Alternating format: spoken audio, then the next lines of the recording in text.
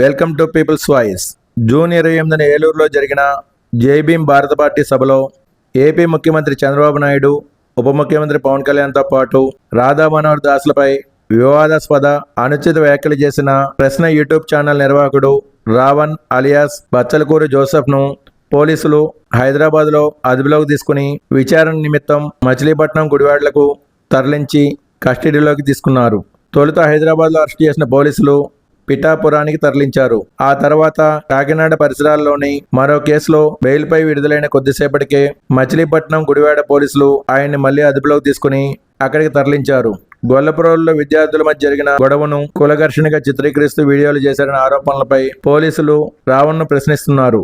అయితే పోలీసులు విచారణకు సహకరించడం లేదని, తన అరెస్ట్ను కూడా యూట్యూబ్లో పోస్ట్ చేస్తానని రావణ్ చెబుతున్నట్లు వార్తలు వస్తున్నాయి. Thanks for watching.